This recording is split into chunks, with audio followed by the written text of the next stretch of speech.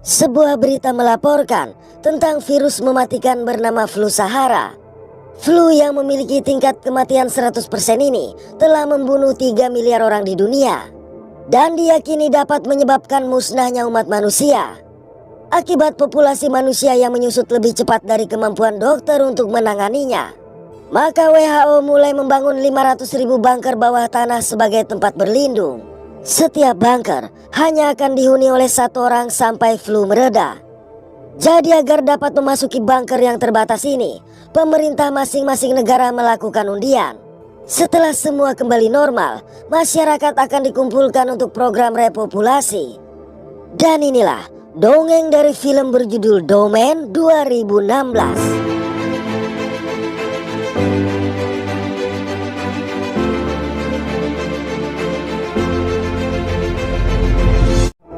6 tahun kemudian, terlihat sekelompok penghuni bunker yang tengah mengobrol pada video conference yang disebut sebagai domain melalui komputer di bunker masing-masing.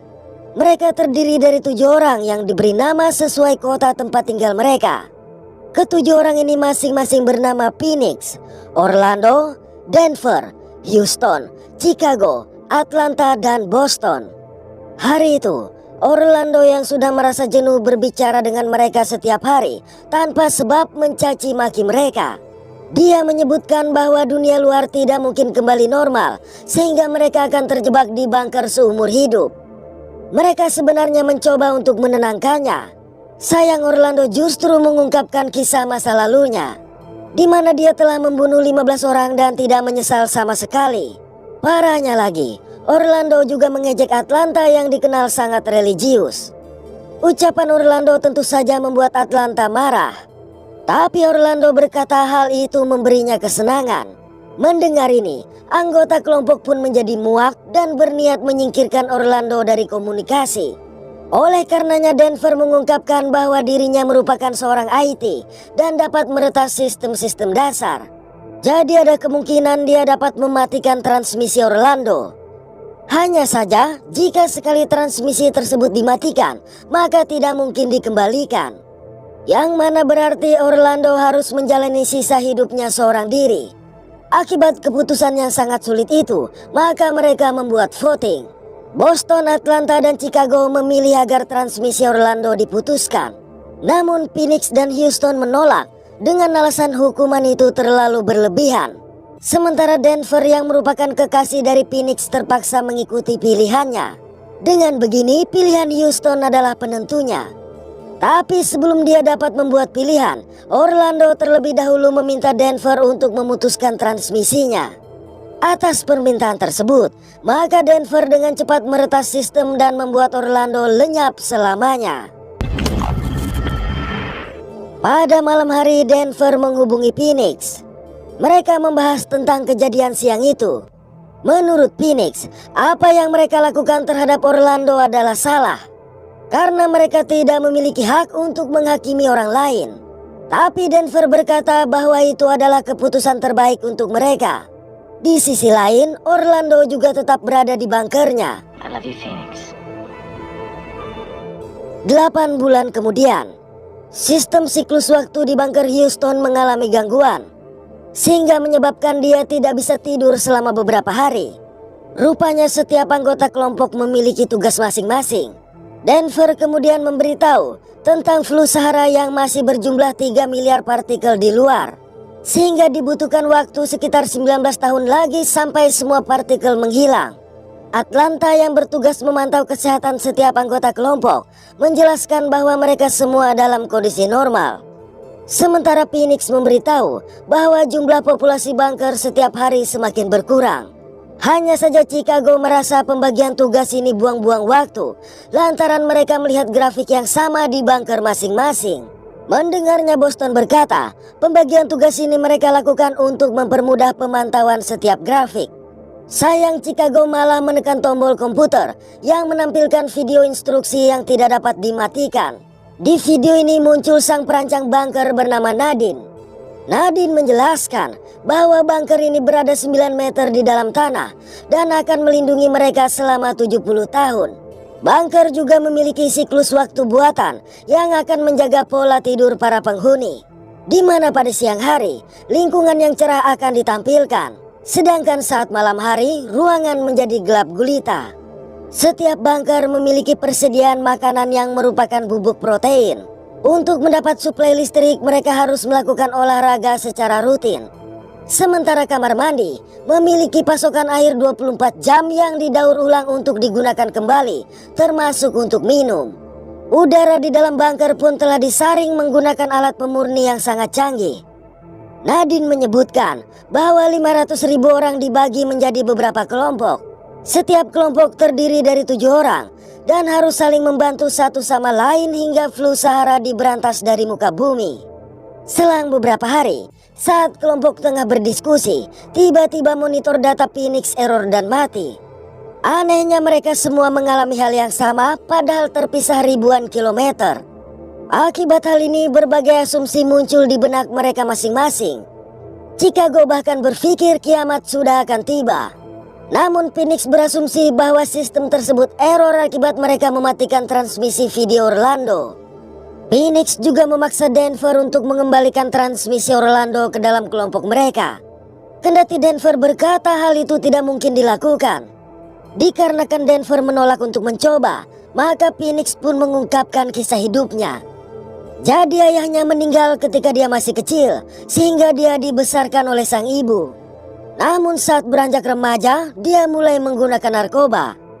Akibat kurangnya perhatian si ibu yang sibuk bekerja untuk menafkahi mereka, dia bahkan sempat mengalami overdosis. Hingga pada suatu malam, Phoenix mendapati barang haram yang disembunyikannya hilang. Dia curiga si ibulah yang mengambilnya. Akibat kemarahan yang tidak dapat dikendalikannya, Phoenix mengambil pisau dan menikam ibunya sampai mati. Insiden tersebut membuatnya dipenjara. Setelah 1 tahun berada di penjara, wabah flu Sahara menyebar dan dia memenangkan undian untuk masuk ke bunker. Sehingga sampai hari itu dia telah terkurung sekitar 7 tahun. Menurut Phoenix, dirinya tidak berbeda jauh dengan Orlando. Oleh sebab itu Denver harus berusaha mengembalikan transmisi Orlando dengan cara apapun. Mendengar kisah ini, akhirnya Denver berjanji untuk mengembalikan transmisi Orlando. I will do everything I can to lift the ban. Beberapa malam berlalu, Denver menghubungi Phoenix dan memberitahu bahwa dia berhasil mengembalikan transmisi Orlando. Namun mereka melihat bunker Orlando sudah kosong. Oleh karenanya, mereka pun memberitahukan hal ini kepada yang lain. Tapi Boston merasa tidak senang lantaran mengetahui mereka mengambil keputusan tanpa terlebih dahulu berdiskusi. Hanya saja mereka tidak peduli dengan keberatan Boston. Setelah pembicaraan itu, Phoenix mengajak Denver berbicara berdua. Phoenix bertanya apakah Denver dapat meretas video pribadi dari bunker Orlando. Phoenix berasumsi bahwa dengan video tersebut mereka dapat mengetahui petunjuk di mana Orlando berada. Tidak ingin mengecewakan sang kekasih, maka Denver pun mulai bekerja. Tak lama setelah itu, Denver berhasil mendapatkan ratusan video pribadi Orlando. Mereka kemudian mulai menonton video tersebut satu persatu. Sebagian besar dari video ini hanyalah rekaman saat Orlando berolahraga. Untuk itu Denver langsung meloncat pada video terakhir. Namun tiba-tiba, What is this? setelah video tersebut kembali normal, ternyata Orlando sudah menghilang. Rupanya olahraga tidak cukup untuk melindungi Orlando. Haha. Akibat sempat mendengar suara teriakan Orlando tatkala video tadi rusak, ditambah lagi pintu yang tertutup, maka mereka berpikir seseorang telah membawanya pergi. Mereka lantas mendiskusikan video aneh itu kepada yang lain. Di sini Houston mulai berpikir bahwa flu Sahara tidak nyata dan mereka sengaja dikurung agar menjadi gila. Sebagian dari mereka menganggap ucapan Houston adalah akibat dampak dari kurang tidur yang dialaminya. Tapi Phoenix menegaskan agar mereka menemukan cara untuk melarikan diri sebelum terlambat. Sayang mereka tidak dapat membuat keputusan dengan kondisi Houston yang belum stabil. We can't make any decisions with Houston like this. Pada malam hari hal yang di luar dugaan mereka terjadi. Houston yang sudah semakin menggila mulai membenturkan batoknya ke dinding. Melihat itu, mereka pun berusaha memintanya berhenti. Namun pada titik ini Houston telah kehilangan akal sehatnya. Bersama dengan itu tanpa diduga, melihat bayangan hitam yang masuk sebelum bunker Houston menjadi kosong, sontak membuat mereka semua terkejut. Dengan begini mereka percaya bahwa ada sesuatu yang tidak beres. Pada tengah malam, Phoenix sempat melihat komputer domain mereka yang terganggu, di mana tiba-tiba beruntung orang yang muncul di bunker Phoenix hanya sebuah mimpi. Dan manakala terbangun, Phoenix menemukan seekor tikus di tempat tidurnya. Akibatnya Phoenix benar-benar yakin bahwa bunker itu dapat disusupi. Mereka bahkan menemukan ventilasi udara di bunker masing-masing. Sehingga semakin curiga bagaimana bunker yang seharusnya melindungi mereka dari udara luar itu justru memiliki ventilasi udara. Akibat hal ini Phoenix menginstruksikan untuk menemukan sesuatu di bunker mereka yang dapat dijadikan sebagai jalan keluar. Sayang Chicago menolak untuk melakukan apa-apa. Saat melakukan pemeriksaan, Atlanta mencoba mematahkan pipa suplai protein lantaran berpikir makanan itu dikirim dari suatu tempat. Ketika mengintip ke lubang pipa, Atlanta mendapati ruangan gelap yang kosong dan kemungkinan sangat luas. Ruangan ini tentu saja membuat mereka semua heran karena bunker itu seharusnya terkubur sedalam 9 meter dari permukaan tanah. Malang tiba-tiba begitu transmisi kembali normal, mereka mendapati bunker Atlanta sudah kosong. Menyaksikan hal ini, anggota kelompok yang tersisa menjadi sangat terpukul karena menyadari bahwa siapapun dapat menghilang kapan saja. Chicago juga akhirnya kehilangan harapan untuk hidup. Dia lantas dengan putus asa berjalan menuju ke pintu dan melakukan hal yang di luar dugaan mereka. Goodbye, guys. Please, Chicago, don't do this. Tindakan Chicago yang menghabisi diri sendiri ini tentu saja membuat 3 orang yang tersisa semakin terpukul. Meski demikian, Denver tidak mau menyerah. Dia berhasil meretas bunker survivor lain. Hanya saja dia tidak dapat mengakses audio dari siaran langsung tersebut. Namun Denver mengungkapkan suatu keanehan. Setelah meretas seluruh sistem, dia hanya dapat menemukan 1000 bunker, bukan 500.000 bunker seperti yang disebutkan oleh Nadine. Dengan kejanggalan yang sudah semakin jelas ini, maka sekali lagi Phoenix mengajak Denver dan Boston untuk mencoba melarikan diri. Phoenix menjelaskan bahwa ketika menggeledah bunker, dia menemukan kabel yang menghubungkan antara pintu dengan komputer. Jadi bila mereka memotong kabel tersebut, maka ada kemungkinan pintu akan terbuka.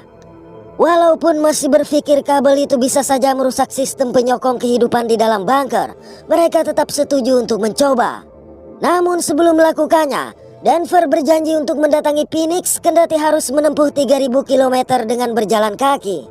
Dari situ misi pun dilakukan. Benar saja, begitu kabel diputuskan, maka alarm pun berbunyi di mana pintu bunker dapat dibuka. Tapi setelah keluar, Phoenix hanya mendapati tangga yang setinggi beberapa meter dan menuju ke langit-langit beton.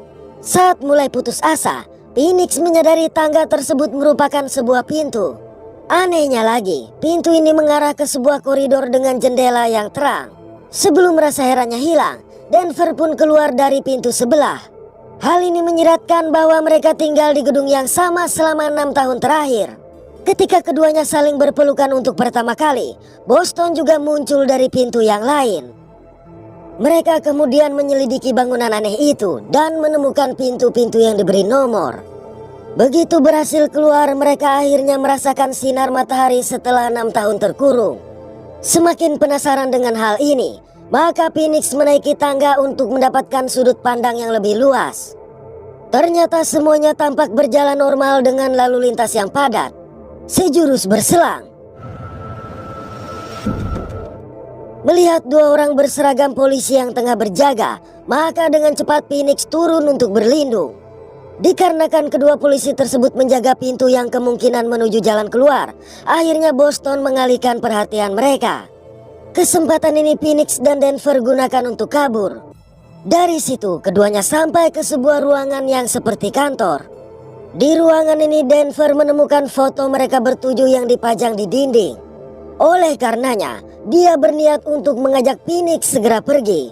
Malang bersamaan dengan itu, Nadine yang datang ini juga langsung mengancam Denver dengan sebuah pistol dan memerintahkan Phoenix menjauh darinya.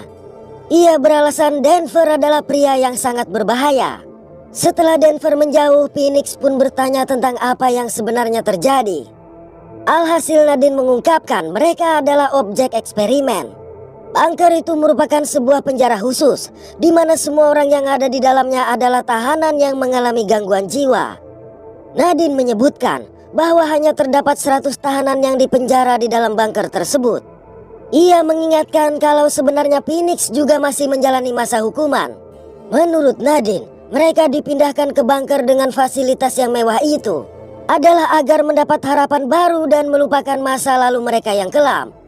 6 tahun silam, makanan mereka semua diberi obat bius sehingga tidak sadar saat dipindahkan ke bunker. Di sisi lain, flu Sahara memang tidak pernah ada. Dan laporan berita di TV sengaja dibuat khusus untuk para narapidana. Phoenix yang mengingat insiden yang terjadi kepada beberapa rekannya bertanya, mengapa para tahanan dipaksa keluar dari bunker mereka?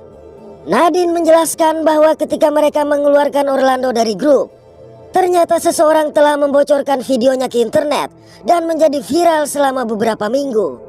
Hal itu menyebabkan kemarahan publik yang menganggap para tahanan diberi terlalu banyak kebebasan dan kemewahan di bunker. Sebagai akibatnya, pemerintah menutup proyek Domain. Oleh karena itulah para tahanan harus ditarik keluar selama perubahan pada bunker dilakukan. Bunker dimodifikasi sedemikian rupa sehingga para tahanan sakit jiwa ini akan memiliki sedikit kebebasan dan hidup tidak nyaman. Kisah tersebut membuat Phoenix penasaran mengapa mereka dipenjara di sana. Oleh sebab itu Nadine memberitahu bahwa Orlando adalah penjahat kambuhan yang doyan keluar masuk penjara. Houston adalah anggota geng yang melakukan 20 kasus pembunuhan. Atlanta adalah wanita yang menghabisi 3 anak kandungnya akibat depresi. Chicago adalah gigolo yang menghabisi setiap pasangannya. Boston adalah perampok bank bersama kedua saudaranya. Tapi ia menghabisi kedua saudaranya itu lantaran tidak ingin berbagi hasil.